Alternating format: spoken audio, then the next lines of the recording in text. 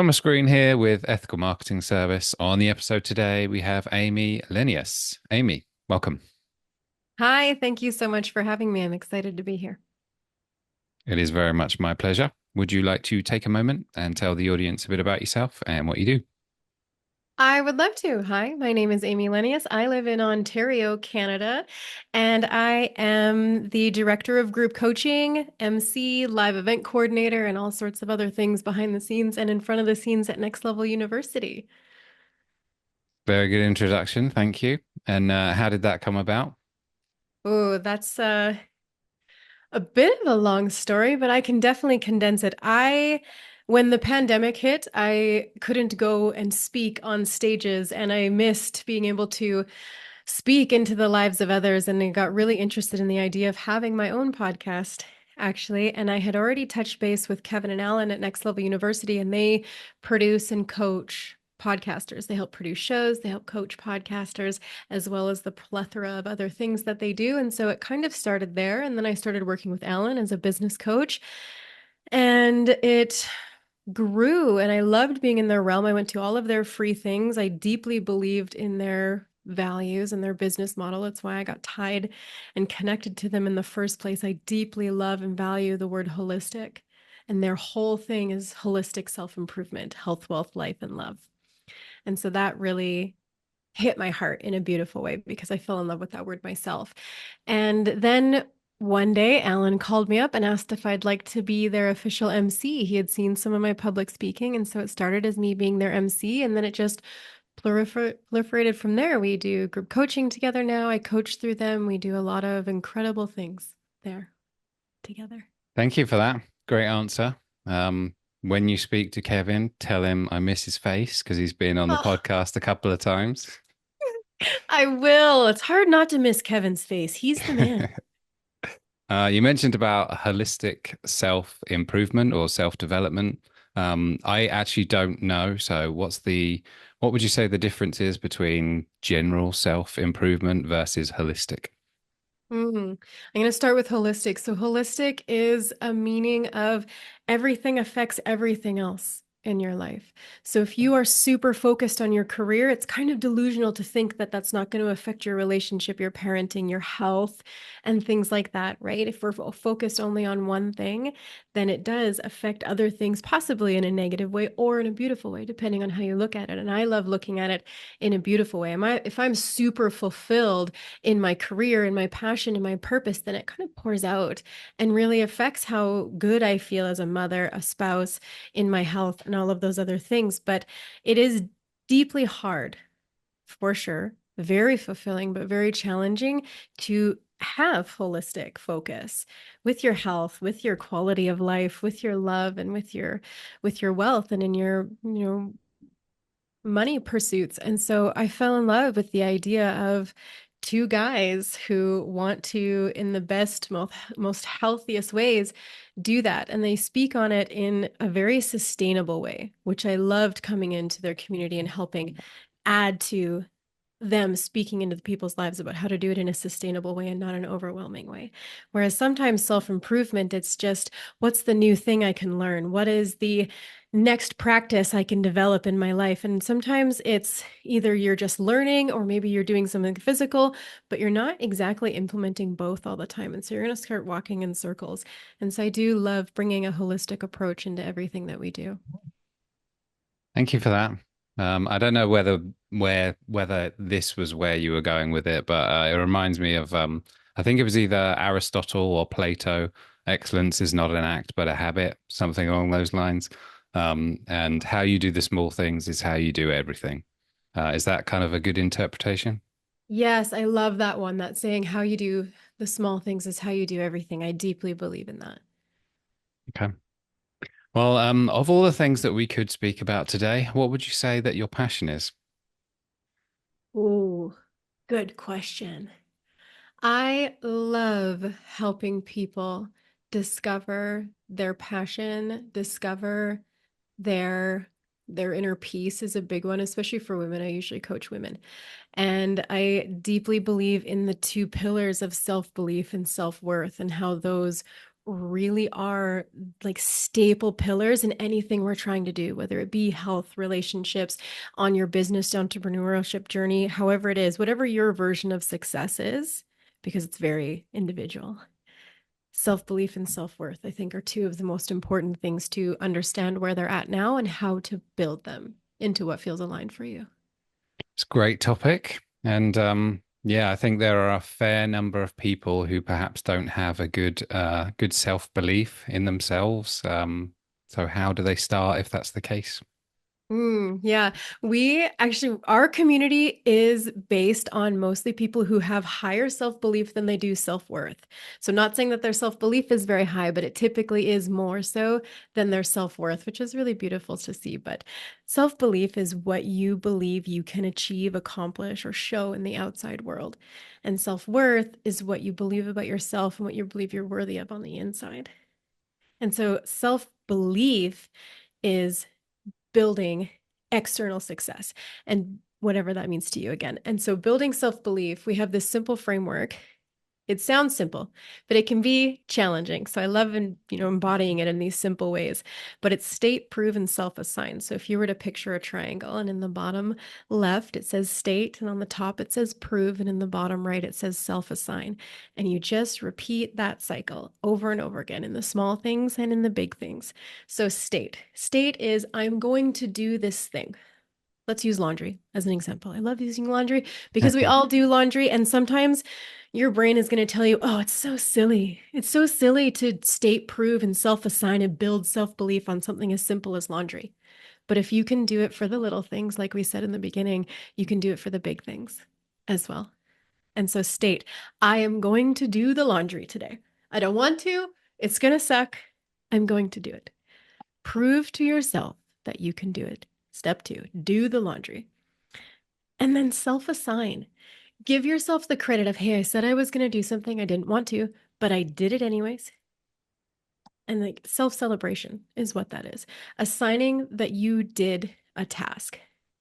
And there's so many different kinds of personalities, but a huge chunk of people in our community, especially the ones with low self worth or have the core wound of unlovable, they will find a way to sabotage themselves in between step two and step three. They'll do the thing and then they will find a way to not be able to give themselves credit. So, oh, I did the laundry, but I should have done more. I should have folded it. I should have put it away better. I should. And then they won't self assign and give themselves the credit for the stuff that they actually did. They will shame and guilt and oppress themselves into not being able to self assign it. So be very careful of that. Are you doing that? And then for the other half of the population, sometimes it's they're going to do something, state, prove, and then they self assign at a level 12. And this is where humility comes in. So people with the lower self-worth, they need to watch out for that shame spiral before they get to the self-assign. And the people who are very easy to celebrate themselves, maybe overly without the accomplishment. Oh, I said I was going to do 10 loads of laundry today, but I only did one. I am the best. So they're celebrating at a level 12 instead of just that nice, okay, I said I was going to do this. I did this. I did it. Yay for me. So depending on where you're at, sometimes we need to give ourselves that boost. Some of us are very self-deprecating, and sometimes we need to eat humble pie. Sometimes we're a little too giving ourselves a little too much. It's like, you know what? It's just laundry. Yes, have the have the step that builds the belief, but also make sure that you're holding self-awareness in an accurate state. I love that. And that's for self-belief. Mhm. What about self-worth? Self-worth. So self-worth is it's this beautiful practice of building self-love, self-respect, and really diving into your worth. So if self-belief where I am capable of building a house, let's say, something to achieve in the external world, whether it took you forever to learn how to do it, you had to buy every brick individually, you eventually got it done and you believe you can get it done with time, with learning, whatever it is. Self-worth is not only the foundation that you're building this home on, but it's also how you treat the home once it's built. Are you allowing people to come in with muddy boots? Are you allowing them to spill red wine all over your carpets? How are you treating the home? So, self worth, if we have another framework, we have a lot of triangles at Next Level University. I'm sure if you had a talk with Kevin and things, they bring them up all the time. But this one is a pyramid and it's 5 layers. And at the bottom is keeping the promises you make to yourself. And what's really beautiful about that one is it also ties into self belief because it's that state proves self assign. I say I'm going to do something and I'm going to do it. So, how often are you keeping the promises you make to yourself? And if it's not very often, how can you make them smaller and more sustainable so that you can keep the promises you're making to yourself? Number two is learning to set healthy boundaries. And boundaries are very tough for people with low self worth. We typically allow people to come in with their muddy boots, do whatever they want, and it's pretty detrimental for us. And so, a lot of us start by setting boundaries that aren't really boundaries. And then we get really frustrated and angry that those boundaries aren't being honored.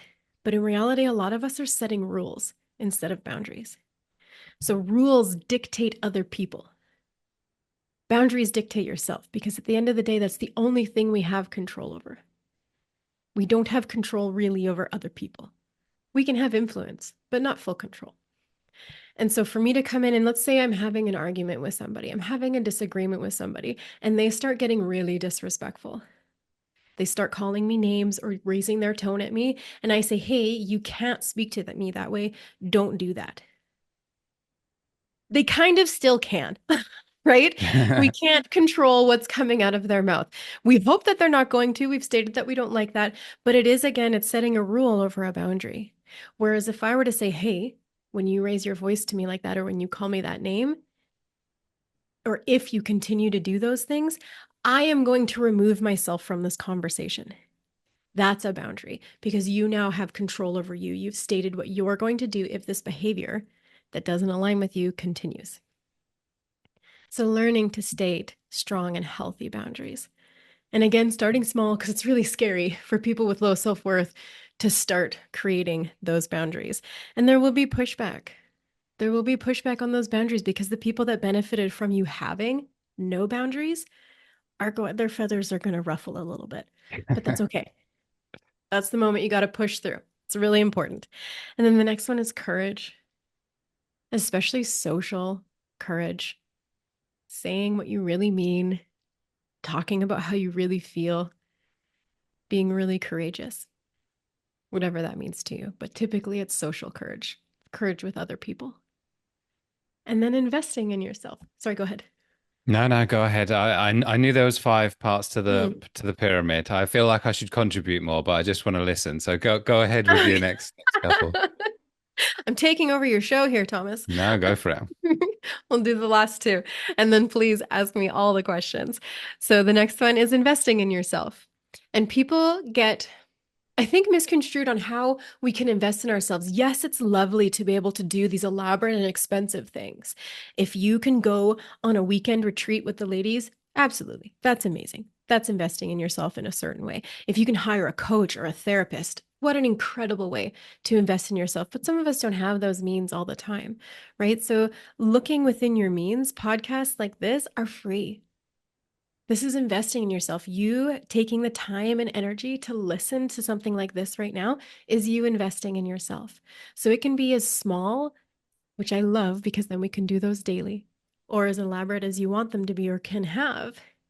But I do recommend small and daily. How can you invest in yourself in some small way every day? Whether it be your expansion and learning, like this podcast, or maybe it's a self care ritual every day, however that is, but investing in yourself every day. And then the last one is comparison. So, comparison can actually be very inspiring or it can be absolutely detrimental. So, are you comparing apples to apples? Are you comparing to someone in an equal scenario as you? So, if I were to compare my fitness journey, let's say, to a woman who is single, early 20s, doesn't have kids, lives in the city right by a gym, to my almost 40 homeschooling, dirt road, country living scenario, I wouldn't feel very great about my situation here. But if I can find someone, let's say online, social media, positive or detrimental, however you use it, and I find someone who is also a homeschooling mom, who is also almost 40, who is going on this fitness journey and learning to lift weights and do all of these other things, that's inspiring over detrimental. Find someone who's ahead of you in the areas that you value and be inspired by them. Don't compare someone that is not in the same scenario as you. And that's self worth. It's excellent. Well, firstly, well done for even being able to sort of say that from start to finish, Thank even you. though I did interrupt to some degree. It is impressive, and a great answer. I do have some follow-up, but for whatever reason, the last one about comparison, I have heard Earl Nightingale say that it makes no sense to compare yourself to anyone because no one else is like you. So even when comparing anything, it's a false comparison because you're unique. So what do you think about that? I agree. I think it's in our nature to look around and be influenced or otherwise by other people. But I do agree. I do agree. I think learning to be as empowered and centered and self aware and in alignment of ourselves as individuals is one of the best skills and gifts you can give yourself. Well, to follow up on your answer about self-worth, I know that if I go back over the five pillars and listen to the answer again, I will benefit from that. But the reason why I'm saying that is because I don't feel like um, I feel like I'm self-belief, I'm just fine with. So I don't really, I mean, it would be beneficial perhaps to go over it and make sure I'm doing good stuff. But in terms of where I'm lacking, which is where I'm focusing right now, I tend to be lacking in the self-worth area. So for perhaps those people who are in that camp, would you say first steps? What can they do Mhm. to get that ball rolling? 100%. I'm all about small, sustainable action you can do every day. So, of those five, which one are you already really good at? Typically, we're really good at one or two of them. And it doesn't have to be like you're an all-star excellent, it's just you're better at them than the rest of them. So, let's say Well, one you're, thing you said, which I think is such a good conversation starter, is around being authentic when you speak, saying what you mean, meaning what you say, right? So, because I don't know this is true, but I think it's probably true that people are when they're speaking to people, they're changing what they say based on who they're speaking to. So, hmm. if you are that way inclined, what are your thoughts about that? Well, if you can use it well, it is a gift to be able to transcode what you say, think, do, believe, your core values, what you aspire to, and speak it into an individual. So when I am speaking into people, I don't speak the same to everybody, but I'm speaking the same message, if that makes sense. So it's coming from the same place, it's coming from the same belief, the same framework, the same thing. But when you can direct it to who's listening, so I'm going to speak to you differently than when I'm trying to teach my almost 12-year-old son about self worth. Or I'm speaking to a group of specifically women with low self worth and have an unlovable core wound. It's going to be different than when I'm speaking to someone else. So I do think that is a gift. However, are you capable of standing in your truth, in your beliefs, in your aspirations, in your values? How well do you know them? And how centered can you stay in them when you're communicating, when something is going against those things? That's when it gets really hard. It's easy when it's all positive and you're just going back and forth with someone about the things you love. Maybe they love something different, but it's when it's clashing, when something goes against a core value, especially, it's really challenging to have courage to speak your truths. But it's also so important because the more you do that, the more self worth you're going to build. Okay. Well, the how well do you know your core values one is very interesting. Do you have any thoughts around, or also for yourself? So, generally is good for the listeners, but your journey on also kind of how you determined or found your values. So, core values are really cool because they're not something you attain, they're something you discover. So they're things that are already a part of you. And then once you discover what they are, you can look back on life and be like, why didn't this thing agree with me? Why didn't I enjoy this activity or this? Oh, because it went against one of my core values. And why I love these things so much. And these come so easily to me. I'm very energized by these activities, places, people, ideas. Oh, because these align with my core values. So, my, let's say, top four are freedom, love, growth, and integrity. And so, freedom, having number one, my number one core value is freedom. I can almost get very like stuck in my ways a little bit. So it can serve me and it can also cause a lot of challenges for me because it's especially based around bodily freedom. I come from a background of being very sick and having doctors telling me what to do and me, as I should have been able to listen to them and have them almost kill me, make me sicker. It's a whole long backstory. But freedom is my number one core value. But sometimes that can be, it can be very challenging to stand in. But you can see it around my whole lifestyle. We've moved on to 2 acres. I don't have any neighbors. I have my own chickens. I homeschool my kids. I have no idea. I didn't know why I was so called to doing that until I'd uncovered that my number one core value is freedom. And the next one is love. And I love being around my children every day. I can't imagine not being around my children every day. And if you're not like that, if you have your kids that go to school, that's 100% okay too, right? It's all amazing, whatever feels good to you. And so, yeah, freedom is another one. And so, when I, let's say, have a different opinion from a doctor or how the world is being run, or when people tell me what to do, it can cause a lot of conflict if I had it running me unconsciously. But now that I know that that's there and I can see why certain things align with me and some don't, I can tap into, oh, it's because it's going with or against one of my core values. And then I can express it from such a place where it's not underlying running me. It's coming from a conscious, empowered state that I can talk out and understand, especially with yourself. Right. And so there's lots of awesome core values lists online. Brene Brown has an excellent one. And you can just look it up online. Brene Brown core values. And some people, it's really easy for them to cross out the ones that don't resonate with them. Oh, I'm not this, not this, not this. And some find it easier to be like, oh, I'm this, this, and this. And if you're like a very feminine energy like myself, you're going to love all of them. Feminines, we love all the things. I think the amount I had highlighted to begin with, I think was like 30. And then I started condensing them. So when you find all the ones you love, like I feel like there was 5 or 6 under a category that I was like, oh, I could put all that under the word of love. And then there was a bunch that I was like, I could group that into the word of freedom, and a bunch that I would consider under the word integrity. So I just grouped them together and those became my core values. But uncovering those is a self-awareness superpower for sure. Well, my perception is that when you have to make a decision, let's say you're choosing something, if you know your values, I would imagine the decision is a lot easier to make. Is that accurate? It is, especially if you're indecisive. If you're naturally indecisive, stuff like this can be really helpful. Understanding your core values, your core beliefs, and your core aspirations are super Okay. important. Well, if you don't mind me asking, because I'm intrigued about the teaching your kids at home. Mm, Um, and I think actually, even if you don't teach your kids at home, I think learning from people who do is probably good practice for when they are at home anyway.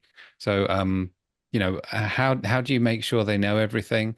Given that if I was to like attempt to teach English, math, science to my kids, I think I would fail miserably at that. So, how do you do it?